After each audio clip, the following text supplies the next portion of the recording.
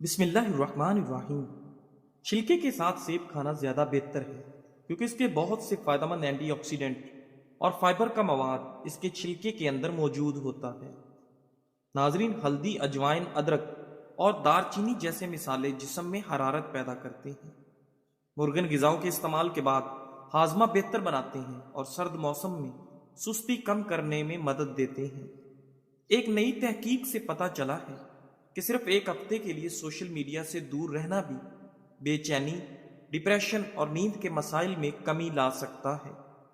ناظرین گرامی، سونف کو رات بھر پانی میں بھگو کر اس کا پانی پینا نہایت ہی مفید ہوتا ہے کیونکہ یہ ہاضمے کے نظام کو بہتر کرتا ہے۔ ناظرین، سیدنا انس بن مالک رضی اللہ تعالیٰ عنہ اللہ کے رسول صلی اللہ علیہ وآلہ وسلم کے خادم خاص تھے۔ انہوں نے 10 سال تک آپ صلی اللہ علیہ وآلہ وسلم کی خدمت کی ہے۔ یہ اللہ کے رسول صلی اللہ علیہ وآلہ وسلم کے ساتھ ساتھ رہتے تھے۔ بیان کرتے ہیں کہ ایک مرتبہ ایک دیہاتی آیا اور آپ صلی اللہ علیہ وآلہ وسلم کی چادر اتنی زور سے کھینچی کہ آپ کے مبارک کندھے پر نشان پڑ گئے۔ دیہاتی نے اسی پر بس نہیں کیا بلکہ نہایت بدتمیزی سے کہنے لگا، اے محمد صلی اللہ علیہ وآلہ وسلم، میرے ان 2 اونٹوں پر اللہ کا دیا ہوا مال لدوا دے۔ اور ساتھ ہی کہنے لگا، ہاں سن اے محمد، یہ مال نہ تیرا ہے نہ تیرے باپ کا ہے۔ آپ اس دیہاتی کی بات سے ناراض نہیں ہوئے بلکہ اس کی اس بےہودہ گفتگو پر خاموش رہے۔ تھوڑی دیر بعد آپ صلی اللہ علیہ وآلہ وسلم نے اس دیہاتی کو مخاطب ہو کر فرمایا، سنو، مال تو اللہ تعالیٰ کا دیا ہوا ہے اور میں اس کا بندہ ہوں، لیکن یہ جو تم نے مجھ سے بدتمیزی کی ہے اس کا بدلہ تو لیا جا سکتا ہے۔ اس کے جواب میں وہ دیہاتی کہنے لگا، آپ کی بات تو درست ہے مگر میں جانتا ہوں کہ آپ ایسا نہیں کریں گے۔ اللہ کے رسول صلی اللہ علیہ وآلہ وسلم نے اس سے پوچھا، آخر کیوں؟ دیہاتی نے کہا، اس لیے کہ آپ برائی کا جواب برائی سے نہیں دیا کرتے ہیں۔ اللہ کے رسول صلی اللہ علیہ وآلہ وسلم نے اس دیہاتی کا جواب سنا تو مسکرا دیا، پھر حکم دیا کہ اس کے ایک اونٹ پر جو اور دوسرے پر کھجوریں لاد دی جائیں۔ اللہ کے رسول صلی اللہ علیہ وآلہ وسلم مکہ مکرمہ سے ہجرت کر کے مدینہ طیبہ تشریف لے جا رہے تھے۔ آپ صلی اللہ علیہ وآلہ وسلم کے ہمراہ سیدنا ابو بکر صدیق رضی اللہ تعالیٰ عنہ، ان کے غلام عامر بن فہیرہ اور اس قافلے کے گائیڈ عبداللہ بن ارقیت بھی تھے۔ جب یہ قافلہ بنو مدلج کے علاقے قدید سے گزر رہا تھا تو اسے بنو مدلج کے سردار سراقہ بن مالک نے روکنے کی ناکام کوشش کی تھی۔ لمبے قد کا یہ سردار بہت بڑا شاہ سوار تھا۔ اسے قریش کے اعلان کی خبر مل چکی تھی کہ جو شخص معاذ اللہ رسول اللہ صلی اللہ علیہ وآلہ وسلم کو زندہ یا مردہ حالت میں پکڑ کر لائے گا اسے 100 اونٹوں کا انعام ملے گا۔ سراقہ انعام کے لالچ میں پیچھے کرنا لگا۔ اس نے فال بھی نکالی جس کا نتیجہ اس کی خواہش کے برعکس نکلا۔ فال کے مطابق قافلے کے پیچھے جانے میں اسے کوئی فائدہ نہ تھا مگر اسے تو 100 اونٹوں کے انعام کی ہوس نے اندھا کر دیا تھا۔ اس نے فال کو نظر انداز کر دیا۔ جب سراقہ پیچھا کرتے کرتے اللہ کے رسول صلی اللہ علیہ وآلہ وسلم تک پہنچ گیا، اللہ کے رسول کی زبان مبارک سے نکلا، اے اللہ، تو جیسے چاہے ہمیں اس سے بچا لے۔ ادھر اللہ کے رسول صلی اللہ علیہ وآلہ وسلم کی زبان سے یہ کلمات نکلے، ادھر سراقہ کے گھوڑے کے اگلے دونوں پاؤں سخت زمین میں دھنس گئے اور وہ لڑکھڑا کر گر پڑا۔ اس نے متعدد مرتبہ پیچھا کرنے کی کوشش کی مگر ناکام رہا۔ اب اس کے دل میں یہ بات بیٹھ گئی کہ جو بھی اس قافلے کا پیچھا کرے گا وہ برباد و ہلاک ہو جائے گا۔ ناظرین، اس کو یقین ہو گیا کہ محمد صلی اللہ علیہ وآلہ وسلم غالب ہو کر رہیں گے۔ سراقہ امان کا طلبگار ہوا جو اسے مل گئی۔ سراقہ نے کہا، میرے لیے پروانہ امن لکھ دیجئے جو میرے اور آپ کے درمیان نشانی کے طور پر رہے گا۔ رسول اللہ صلی اللہ علیہ وآلہ وسلم نے سیدنا ابو بکر صدیق رضی اللہ تعالیٰ عنہ کے غلام عامر بن فہیرہ کو حکم دیا کہ سراقہ کو امان نامہ لکھ دو۔ سراقہ نے اللہ کے رسول صلی اللہ علیہ وآلہ وسلم کو قریش کے عزائم اور 100 اونٹوں کے انعام کے بارے میں آگاہ کیا۔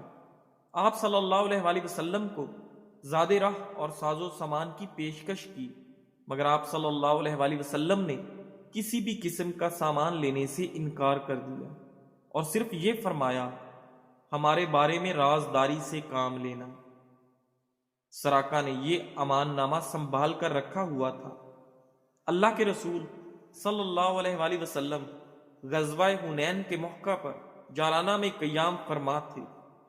ان سارے صحابہ کرام کی ایک جماعت اللہ کے رسول صلی اللہ علیہ وآلہ وسلم کا پہرا دے رہی تھی تاکہ اجازت کے بغیر کوئی آگے نہ جا سکے۔ بنو مدلج کا یہ سردار تمام رکاوٹوں کو عبور کرتا ہوا آگے بڑھ رہا تھا۔ صحابہ کرام رضی اللہ تعالیٰ عنہ نے اسے روکنے لگے، ارے ارے کہاں جاتے ہو، کیا چاہتے ہو؟ سراقہ کی یہ شان ہے کہ اس نے وہی امان نامہ اپنی جیب سے نکالا۔ ادھر اللہ کے رسول صلی اللہ علیہ وآلہ وسلم بھی اس کی آواز سن رہے تھے تو اس نے اپنی دونوں انگلیوں میں اس دستاویز کو بلند کیا اور قدرے اونچی آواز میں کہنے لگا، یا رسول اللہ، میں ہوں سراقہ بن مالک بن جاشم اور یہ رہی میری دستاویز۔ اللہ کے رسول صلی اللہ علیہ وآلہ وسلم نے سراقہ کی طرف دیکھا، آپ کے چہرے پر مسکراہٹ تھی۔ وہ وقت یاد آ گیا جب قدید کے علاقے میں اس سردار نے ان کا پیچھا کیا تھا۔ سراقہ اللہ کے رسول صلی اللہ علیہ وآلہ وسلم کے قریب ہوا، آپ کو سلام کیا اور اسلام قبول کر لیا اور صحابی ہونے کا شرف حاصل کر لیا۔ سراقہ نے اللہ کے رسول صلی اللہ علیہ وآلہ وسلم سے ایک سوال کیا، اللہ کے رسول، میں اپنے اونٹوں کے لیے حوضوں میں پانی بھرتا ہوں، میرے اونٹوں کے علاوہ دیگر لوگوں کے اونٹ بھی وہاں آ جاتے ہیں، اگر میں ان کو بھی پانی پلاؤں تو کیا میرے لیے اجر ہے؟ اللہ کے رسول صلی اللہ علیہ وآلہ وسلم نے ارشاد فرمایا، ہر جاندار چیز کے ساتھ بلائی کرنے میں اجر و ثواب ہے۔ علی رضی اللہ تعالیٰ عنہ کی طرف منسوب قول ہے، اللہ تعالیٰ ہمارے دلوں میں محبت ڈالتا ہے تو تم کسی محبت کرنے والے سے یہ مت پوچھو کہ تم کس لیے محبت کرتے ہو۔ ناظرین گرامی، ارسطو کا کہنا ہے کہ میں نے کوے اور کبوتر کو ایک ساتھ بیٹھے دیکھا تو سوچ میں پڑ گیا کہ یہ ساتھ کیوں بیٹھے ہیں، حالانکہ کوا الگ جنس رکھتا ہے اور کبوتر الگ جنس کا ہے۔ پھر جب وہ دونوں اڑے تو معلوم ہوا کہ دونوں لنگڑے ہیں اور دونوں کے لنگڑا پن نے ان کو ایک ساتھ جمع کر دیا ہے۔ دونوں کے درمیان صرف لنگڑا پن کی وجہ سے کشش پیدا ہو گئی ہے۔ اہل عرب کہتے ہیں، جنس اپنے جیسی جنس کی طرف ہی مائل ہوتی ہے۔ حضرت علی رضی اللہ تعالیٰ عنہ کی بارگاہ میں کچھ لوگ دوڑتے آئے کہ ہمارا 6-7 ماہ کا بچہ چھت پہ چڑھ گیا ہے، جب ہم اس کو پکڑنے کو دوڑتے ہیں تو وہ آگے کی طرف بھاگتا ہے، جب رکتا ہے تو وہ بھی رک جاتا ہے، ہمیں ڈر ہے کہ وہ نیچے نہ گر جائے۔ حضرت علی رضی اللہ تعالیٰ عنہ نے فرمایا کہ تم اپنے ساتھ کوئی بچہ لے جاؤ، جب وہ اس کو دیکھے گا تو اس کی طرف دوڑے گا، کیونکہ جنس اپنی جنس کی طرف مائل ہوتی ہے۔ ناظرین گرامی، ایک بار ارسطو اپنے مطب میں پہنچا اور خادم کو کہنے لگا کہ فلاں مجون مجھے کھلاؤ۔ خادم نے کہا، جناب وہ تو پاگلوں کی دوائی ہے۔ ارسطو نے کہا، راستے میں آتے وقت ایک پاگل شخص آ کر میرے گلے لگ گیا تھا، میرے اندر کچھ پاگل پن کے جراثیم ہیں، اس لیے مجھ سے آ کر گلے لگ گیا تھا۔ ناظرین گرامی، ایک مرتبہ حضرت خضر علیہ السلام دریا کے کنارے بیٹھے تھے، اتنے میں کسی سائل نے آ کر ان سے سوال کیا، کیا میں آپ سے اللہ کے واسطے سوال کرتا ہوں، مجھے عنایت فرمائیے۔ یہ سن کر حضرت خضر علیہ السلام پر بے ہوشی طاری ہو گئی۔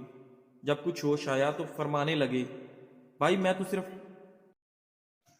صرف اپنی جان اور مال کا مالک ہوں، تم نے مجھ سے اللہ کے واسطے سوال کیا ہے، لہٰذا میں اپنی جان اور ذات تمہارے حوالے کرتا ہوں، تم جس طرح چاہو اس کو استعمال میں لاؤ، بازار میں فروخت کر کے اس کی قیمت سے فائدہ اٹھاؤ۔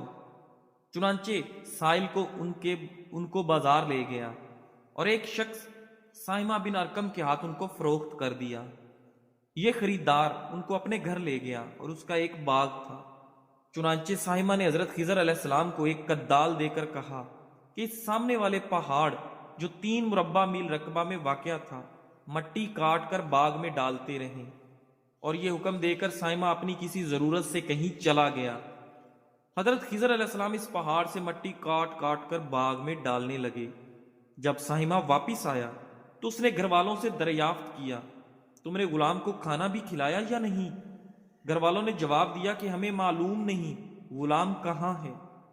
یہ سن کر جب سائمہ خود کھانا لے کر باغ میں آیا تو اس نے دیکھا کہ وہ غلام یعنی حضرت خضر علیہ السلام تمام پہاڑ کی مٹی کاٹ کر ڈال چکے تھے اور اپنے کام سے فارغ ہو کر اپنے مولا حقیقی کی عبادت میں مصروف تھے۔ یہ دیکھ کر سائمہ کو بڑا تعجب ہوا اور اس نے دریافت کیا، یہ تو بتائیے کہ آپ کون ہیں؟ یہ بات سن کر حضرت خضر علیہ السلام پر کچھ بے ہوشی سی طاری ہو گئی اور پھر افاقہ ہونے پر انہوں نے فرمایا، بھائی میں خضر ہوں۔ یہ سن کر سائمہ کے ہوش اڑ گئے کہ تو نے یہ کیا کیا؟ ان کو غلام بنا کر ایسے کام پر لگایا، یہ تو انتہائی گستاخی ہوئی۔ پھر ہوش آنے پر سائمہ نے توبہ کی اور پروردگار سے عذر خواہی کے ساتھ حضرت خضر علیہ السلام کو آزاد کر دیا اور جناب باری میں عرض کیا، مجھ سے اس کا مواخذہ نہ فرمائیے کیونکہ میں ان کو جانتا نہیں تھا۔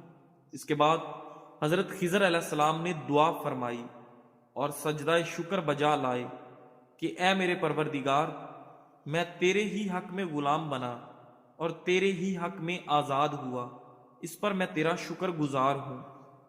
سیدنا ابو ہریرہ رضی اللہ تعالیٰ عنہ فرماتے ہیں کہ ہم لوگ مسجد نبوی میں بیٹھے ہوئے تھے کہ ایک اعرابی دیہاتی مسجد میں آیا۔ اسے پیشاب کی حاجت تھی۔ کچھ دیر کے بعد وہ اٹھا اور مسجد کے ایک کونے میں پیشاب کرنے لگا۔ مسجد اس زمانے میں کچی تھی، اس پر کھجور کی ٹہنیوں سے چھت ڈالی ہوئی تھی۔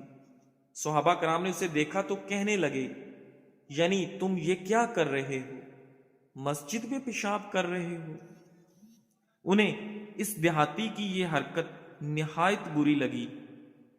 ادھر اللہ کے رسول صلی اللہ علیہ وآلہ وسلم نے صحابہ کرام سے فرمایا، پیشاب کرنے کے دوران اسے پریشان نہ کرو، اسے چھوڑ دو، اسے پیشاب کر لینے دو۔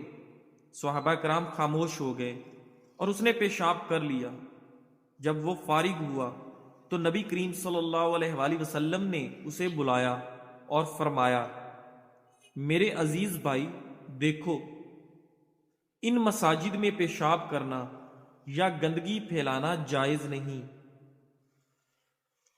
یہ تو صرف اللہ رب العزت کے ذکر، نماز اور قرآن کریم پڑھنے کے لیے بنائی گئی ہیں۔